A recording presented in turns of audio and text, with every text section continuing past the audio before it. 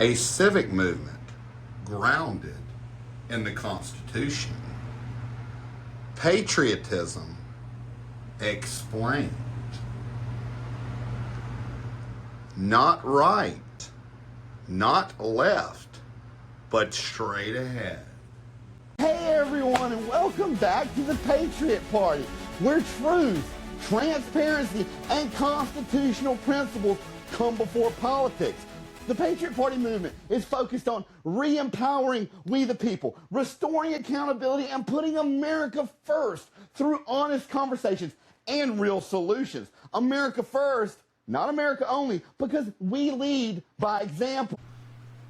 Today's episode is going to be a little different. Normally we bring on guests to break down issues, share expertise, and explore solutions. But today we're doing something that I think is missing in modern discourse. A respectful civil debate grounded in truth, experience, and a shared goal. Figuring out how we can actually fix the systems that are failing the American people. My guest today, Mr. Bob Martin, brings over 4 decades of real-world legal experience. He started as a prosecutor under Janet Reno during one of the most intense periods in American criminal justice, the Miami cocaine era, and later worked as a defense attorney representing high-level cartel cases. He's also a trained social worker, giving him not just a legal lens, but a human one, seeing firsthand how systems impact people on the ground. He now hosts his own podcast, The Flow, focused on political, social, and cultural commentary, and actively uses AI to support legal research and constitutional analysis. And what stood out to me is he reached out not because we agree on everything, but because he believes we may see the path forward differently, especially when it comes to the founders and framers and what they intended. And that's exactly the kind of conversation we need more of. So first, I just want to say, I respect the experience you bring to the table. And I appreciate you reaching out for a real conversation instead of just talking past each other, which is happening so much today. From your perspective, where do you think we may see things differently when it comes to what the founders intended? You know, let me shift the question just a little bit, and say this: where is it that we might see things differently that matters?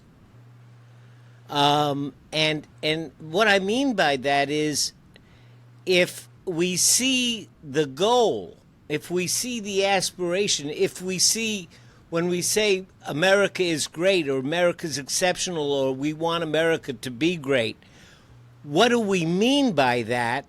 If that's different, the conversation is difficult. But if we're only talking about how we get there, but our vision is the same, then we can have a real conversation. Absolutely. To have a good debate, there's got to be some kind of common ground. And I think that's what's missing a lot in Washington is it's one extreme or the other, and there is no common ground. And I do believe that. But I don't want to get on politics. I want to talk about what we're doing. So let me ask you this: what do you know about what we're doing? What have you learned about what we're doing? So we can kind of talk about it from there. Well, I understand that you're taking a look at what the founders intended, and you're incorporating AI as a way of getting through the flack and through the noise and getting down to real workable stuff with that assistance to find a way that's effective and efficient. Okay, yeah, you nailed just a small piece of it. It's several pieces working in tandem together with a single mission, which is truth, transparency, and the Constitution.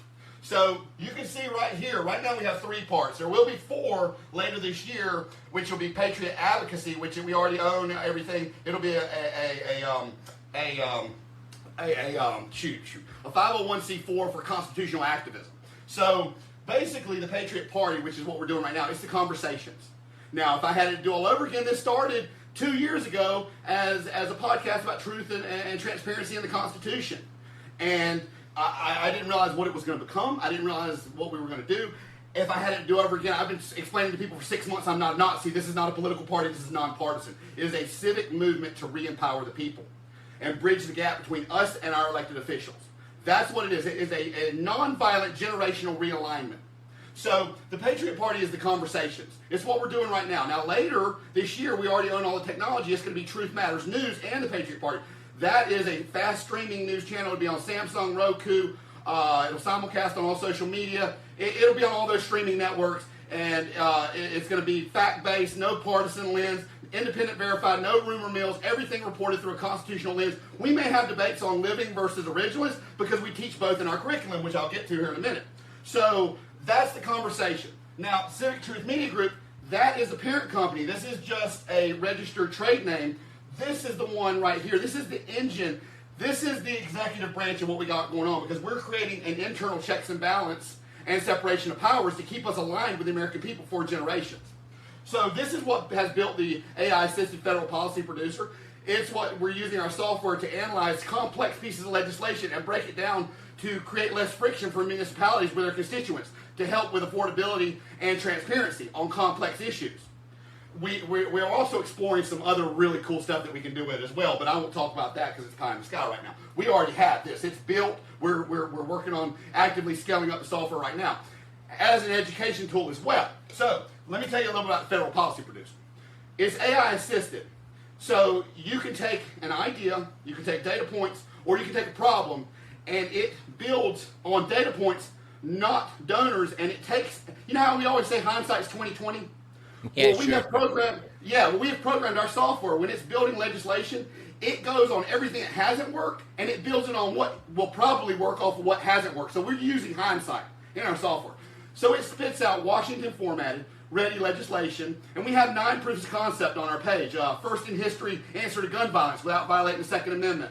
The answer to Obamacare, we've run all the stress tests, built on data, not donors, save the American people $2 trillion. It's being passed around with food and stuff right now. I just took a trip to D.C.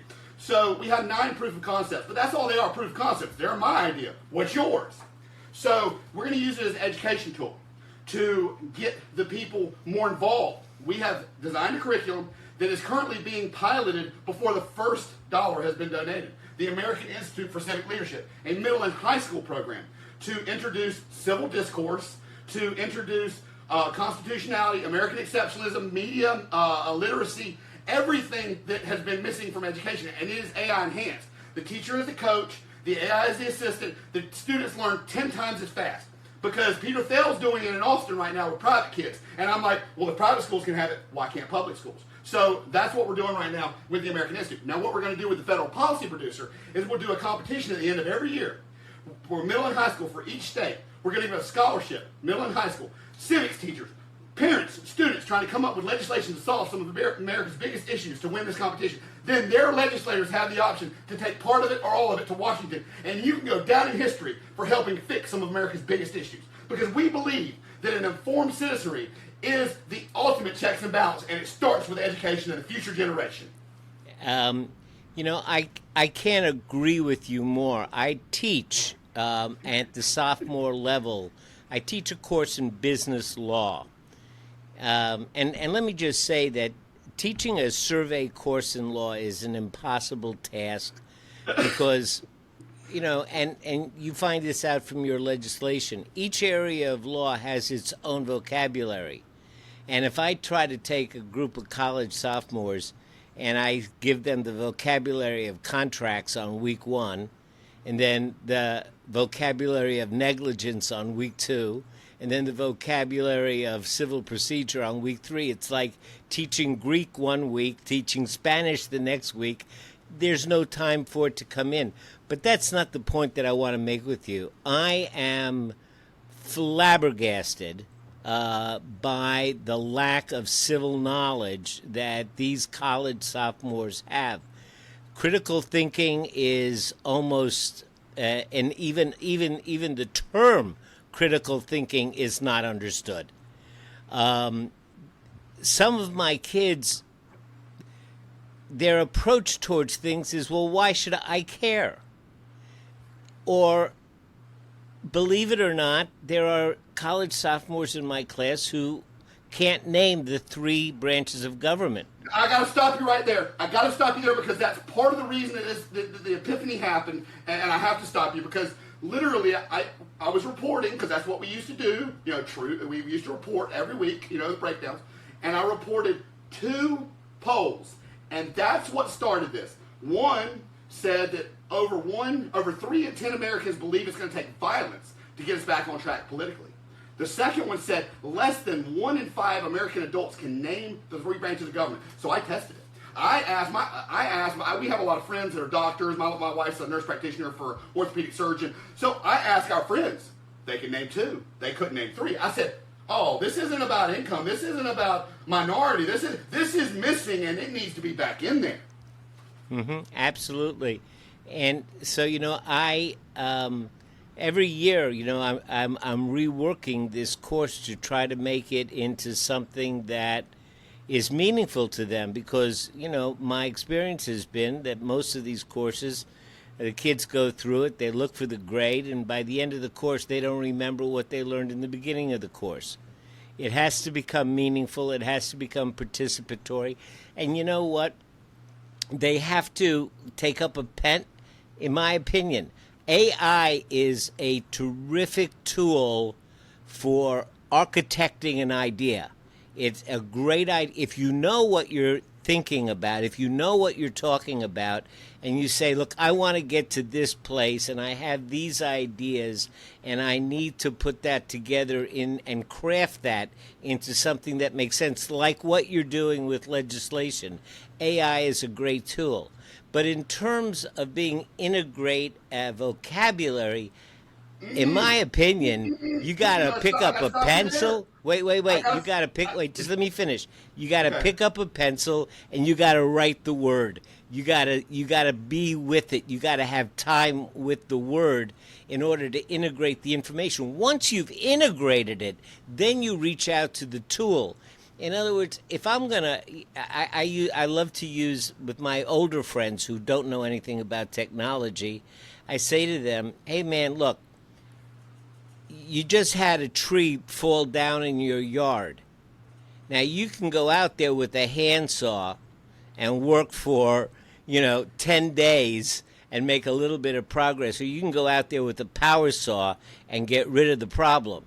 AI is a power saw. It's only a tool. It's a power saw, but it gets you there so much faster, but you got to know how to use it. We're teaching that in the curriculum because and that's beautiful. We believe we have to get this right for the next generation. It'll be catastrophic if we don't. So, responsible AI use, and we are promoting this. Actually, I want to bring up a graphic here in a minute. I'm going to do a screen share. I got to bring something up so I can show you. It's starting to go viral on X right now. I want to bring it up. So, responsible AI use, from what we're teaching, you come up with the idea, the AI enhances it, then you decide. Same in government.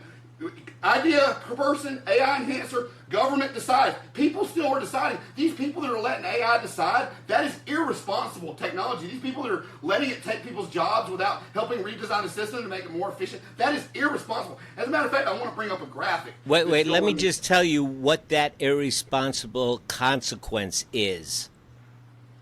It leads to a generation of people who don't feel like they need to learn anything until they need it.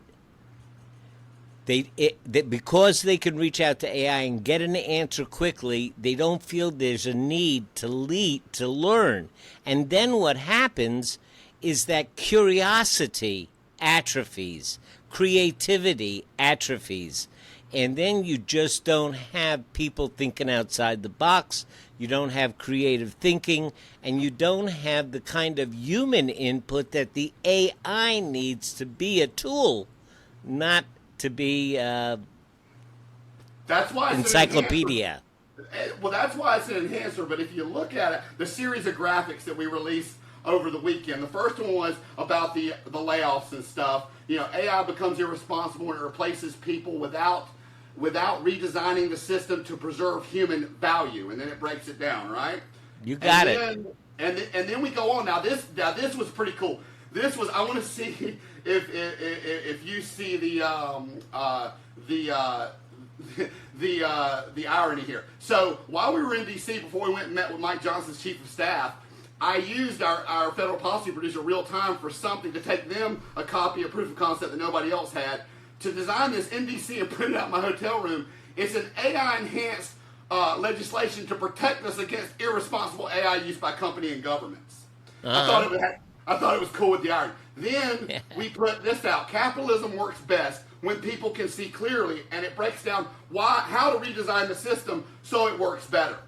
So, we're all about responsible AI. I mean, I don't know if you read the thing the other day, but this is disturbing. So the guy, have you been on Facebook and have you seen all the things trying to do the AI assistant bots, the assistants that are trying to take people's jobs, be assistants, whatever. So the guy that created the software, he's from Australia, and when you create, the AI you use is different than AI if I build software when I scale it up, because I have a moat and agents that goes into open source AI, and they're on guardrails, and that's what keeps what we're doing, taking the human emotions that muddy the water a lot of times and take it out of it.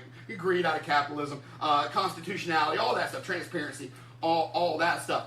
So yeah, we are all about responsible technology, because we have to get it right. We have to get this right. But anyway, I got lost. We do, but it is still not the only solution, because I had a conversation recently with some folks. Because I saw an article in the New York Times about a leaked translation by the translator who had recorded a conversation between Xi Jinping and Putin as they were walking towards Tiananmen Square. And they were talking about how to cheat death, literally how to cheat death, because at their level of having the authority and the power and the conquest and their authoritarian system, they've conquered everything, but the ultimate, equalizer is death. And if they want to hold on to power, they can't die. And this is actually, I'm not talking about a science fiction conversation here. This is actually a major concern. And out of this, I was talking to someone else, and they mentioned to me a term that I had never heard before, and it was called, and they said the Epstein class. The Epstein class. These are the people that are just not accountable to anything. They're not accountable to the law. They're not accountable to the founders, the Constitution. They're not accountable to anything, only to themselves and the competition that they have of who has more wealth and who has more power. And whether it's AI or anything else, this idea of wealth inequality is tearing us apart, as well as technological inequality. And the scary part about it is the tool of AI is now enhancing the research of organ transplants. People are actually talking about creating human clones without brains for organ transplants. It's. I don't want to go. I know that's not the thing that we're talking about. Yeah, but, I understand, and I'm not even going to go there because what you're doing is you are highlighting how media betrays things, and what they do is they highlight the supervillains. They don't highlight the superheroes. So all it's doing is splitting things, like media splits everything. They don't report on both sides of it. And I understand what you're saying, but there is a flip side to what you're saying, and I've actually already started creating something like that. And there is a lot more to this. I can't discuss it right now. I can discuss it with you off air with the NDA, but this is just the beginning. Yeah, I mean, we could talk about enhancing the idea of human longevity and the quality of life, and all of the research is going to benefit all of us. But it highlights the abuses of power. It's not going to do us any good if we don't work together and we annihilate ourselves. I mean, that's right. We have to survive to live longer. So look, if you look at this was something we launched. We're not claiming to have all the answers. You see, AI is just one piece. We're just building the pot, the people's pot. The people will decide what to sprinkle in. Right. So, the thing is that what you were talking about, I think, if I picked up on it correctly, when you said it wasn't science fiction, is you were talking about these leaders actually transcending past life, still in this world, correct? And doing the things that they do. Well, through AI. it talks, it talks to the mindset of what unbridled, unaccountable power leads to, and those excesses.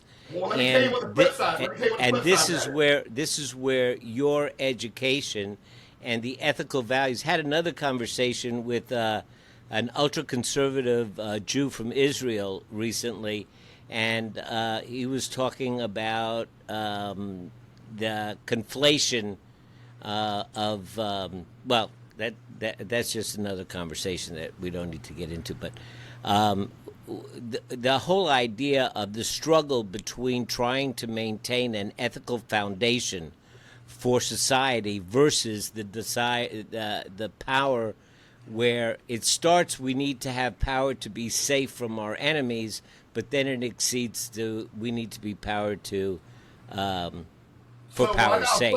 So why not flip it on its head and use the power of that same technology responsibly to rein in the irresponsible power? This is the ethical end of it. This is the struggle. And that's what I was getting ready to tell you. Okay, so what you were talking about is not science fiction. I'm actually programming AI right now to do something similar, but in a good way. So let me tell you.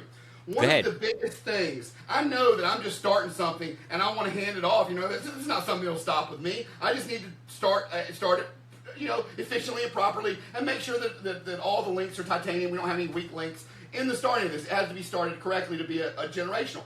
But I'll hand it off. Well, one of the biggest reasons that movements, companies, they lose their mission is because they lose their founder. It gets muddy. It gets watered down. So what I am building is an AI assistant, an assisted system that embeds the core values: truth, transparency, constitution, all the core values of this movement. And when I pass on to the next person, they'll have to now it'll only keep the core movements. It can evolve as time evolves, as society evolves, but it keeps them within the constitutional guardrails. I found AI is wonderful for things that human emotions normally muddy. I mean, we're human. We're going to be greedy. That's going to happen, so let it take greed out. We're going to try to test the limits of the Constitution. We're going to do that. So let's have something, not make the final decision, but let's have something in there. At least point out, hey, you're stepping off the path. And if we can make it transparent enough to the public, well, wait a second, why are you stepping off the path? So I believe technology and transparency is the key. It's just got to be done correctly. Yes, you're right. And I want to go back to something that you said, which I think is real important for your listeners to know, and it's just real important for me to say to you, because from my heart to your heart, what you said is so beautiful, and you might not have even recognized it because it's not about the AI, it's about who you are. And when you said, I'm going to pass it on, I want to stop and just highlight that, because I'm a social worker and I'm a lawyer. And as a lawyer, I've helped people start up a lot of businesses, put a lot of corporations into effect. And I've also been involved with a lot of divorces and marriage breakups. And one of the things that I say to both of these groups of people is that there are three things that are involved in your relationship. Well, for the marriage, three things. For the guy who's starting up a business, there's two things. You have to remember that the corporation, that is what you're doing, your work, is your work and it's not you. And you have to build it in such a way that you become expendable, because it's not about you. Mm-hmm. And I tell people in the marriage, it's not about the husband, and it's not about the husband doing for the wife or the wife doing for the husband. It's about both of them doing for the marriage.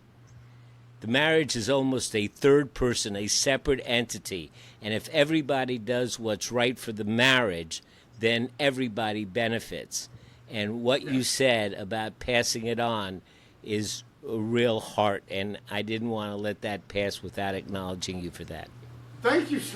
Thank you so much for that. So, I mean, being that you can kind of see it laid out, or at least the corner of it, like I said, there's a lot that's not laid out, but you just kind of see the corner of it laid out. do you see where we're trying to go to bring? I don't believe citizenry was ever meant to be a spectator sport. No, you know, I mean, even the founders said it depends on an informed citizenry. And, there's another thing that's important to bring up here. It's something which none of my students come in knowing. None of them. Everybody comes in, and almost all Americans believe that our democracy is built on granite. It's built on a good foundational stone base. But what they don't realize is that the difference between an autocracy and a dictatorship and a democracy is that an authoritarian government is built on forcing people to the will. A democracy is built on people accepting the will and joining together. Because if you think about it, let's talk about your typical constitutional crisis. The Supreme Court orders the president to do something, and he goes, no. What are you going to do? You're going to send the bailiff over and the Secret Service? He's going to sit there with the Secret Service and SEAL Team 7, and the bailiff's going to get through that? Ain't happening. It ain't happening. The court doesn't have an army. Yeah, it has existed for 250 years on one thing: the trust in our institutions. And what is being belittled, what's being destroyed now, is the trust in our institution, and it comes from exactly what you're talking about, the lack of education at the high school level.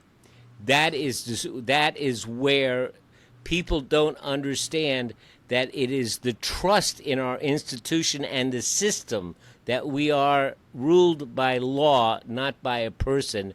These are the things that people just don't get anymore. And you are working at making that transparent, and God bless you. Thank you so much. So let me tell you a little bit about this curriculum. You're going to love this. I just see it right now. So I had a vision. I got up one morning. I started working on it. I spit out an 89-page curriculum.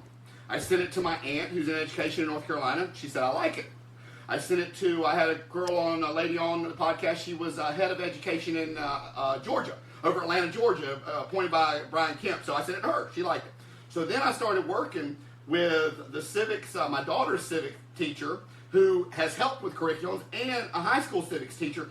And it was 89 pages when we started. So not only did they help me fully align it with Louisiana standards, but we have passed all state standards because they came back with their decades of experience. And they said, well, we need more Thomas Paine. We need more this. We need more that. So the curriculum went from 89 pages to 121 pages. Now they're so excited that they are building it into their curriculum in flight time because it fully aligns so well. Before it's even been adopted, they're using the curriculum. They're reporting back to me. And then my daughter is in one of the 6th grade classes that's being taught it. So the kids are reporting back to me. So we're building it from the ground up with kids and teachers. I want to be part of that. Oh, you have to check out the website, man. Yeah, man, we'd love to have you. Gosh dang, we'd love to have you. You know, thus far, everything has been self-funded. I've been going for a year and something doing this. So, yeah, we'd love to have you. Anything, you know, so, I'm not saying money, but, you know, anything. We tell the American people, we say, look, we know times are hard right now. If you'll just engage with us on social media, that helps us. You know, anything just to help us, because right now we're pumping everything we got back into it. But yeah, no, absolutely. We'd love to have your expertise, you know, anything. I mean, you've got a ton of expertise that can help us. And that's what it's about. It's about turning the country into a town square constructively and leveling the playing field so the guy who works at the factory that has a good idea can discuss things on a level playing field with somebody that's got all your training. I love it. Oh, man, this is great. So, let me ask you this. If you were designing a system, what would you keep and what would you change? Simulations. I don't know how many simulations you have built in it, but that's where my students come alive. You know, when I can create a simulation for them and they can get up. Now, there wasn't one person. Now, I teach in a business school, and they want to take finance and marketing, and they don't think that taking a law course has any relevance, and they just sit there, you know, kind of dead until simulation comes up. And then when one of them's got to get up and argue, they get up and argue reluctantly. But when the other guy comes up and argues against them, and all of a sudden they get whacked in the head, then they get hot. Then they see, oh, there are two sides of a story. Now I'm being attacked. Now I got to in the simulation, and that's when they become alive. When they say there's something that I'm supposed to stand up for, and somebody else is opposing it. Now I've got to start thinking. Now I've got to start. My energy flows. That's where I see them come alive. So I'm always trying to create different simulations and stuff. You know, I kicked. What was the? I'm sorry. What was the question? Where did you go? What would I do? Yeah, you were talking about simulations. I was going to tell you a little bit more about something that that we have planned for the future. But you go ahead about the simulation. Well, we have that built into the curriculum. Yes. I also am a certified meditation teacher. And I teach meditation on campus. I also teach CEOs and other people online. But I teach it on campus. Every semester I get 17 college kids. And they're all anxious and they're all overwhelmed. It's not about stress. It's about being stressed out. Yeah. It's about being overwhelmed. And they're all overwhelmed and everything else. And the skills of introspection, the skills of sitting with something, the skills of looking at your thoughts and not taking them personally, which sounds really crazy because you're not your thoughts. You have thoughts. And the moment these kids get it, that I have thoughts and my thoughts are a tool in my life, and I have a say in the matter of what I think. Most people don't think they have a say in the matter of what they think. Yes, the disconnect, yes. They're Absolutely. Disconnected from it. They just have thoughts and they act on them like they're automats, like they're robots. And once they learn they can step out of that default thinking, blaming, judging stuff, and get to a place where they have a little bit of space in their life, it changes the whole way they look at things. So I think that the internal, intelligence that we have is got to be a piece of working with the artificial intelligence tool that's available to us.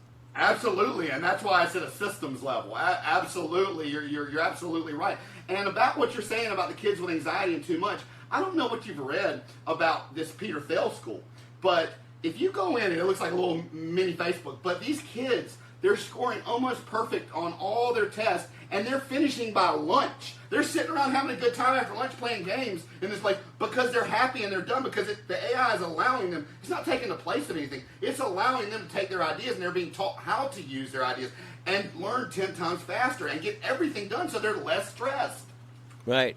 And I think that'll transcend. And another thing, I think, you talk about the college kids, and I'm not speaking on this on anything political, so anybody's listening, do not. But, Charlie Kirk, he started in colleges with Turning Point.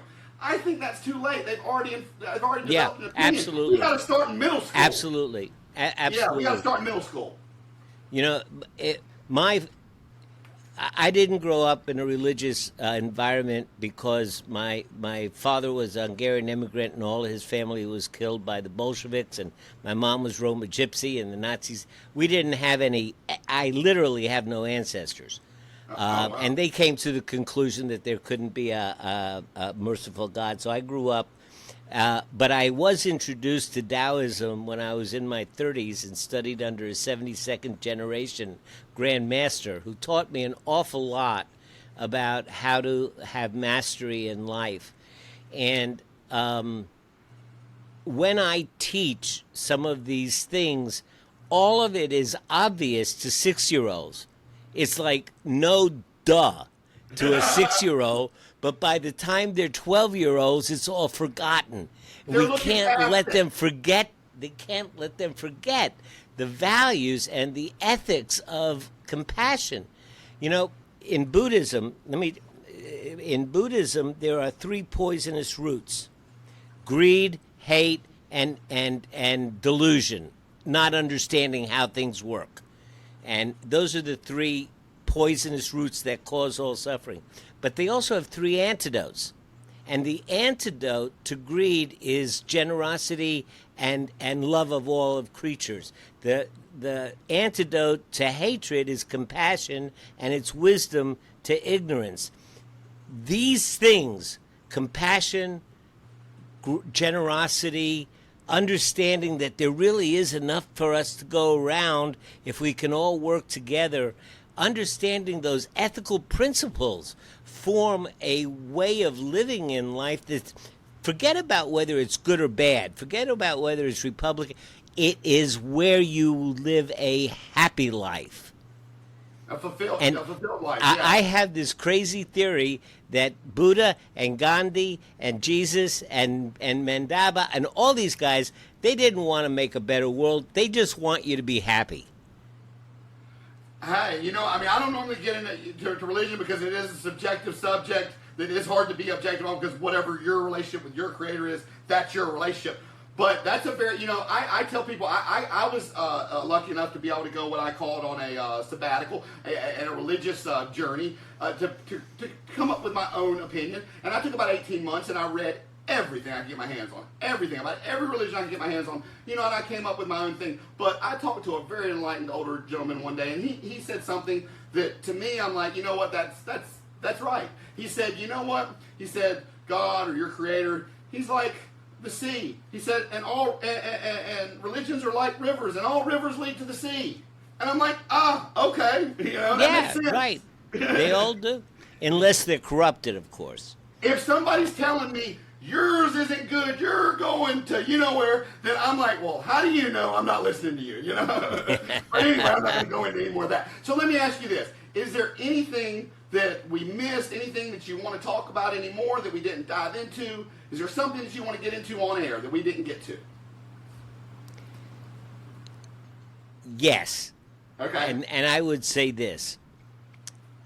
Make sure that with everything else and all of the good work that you're doing, that other folks are doing, and the like, you take time to ensure that there is beauty in your life.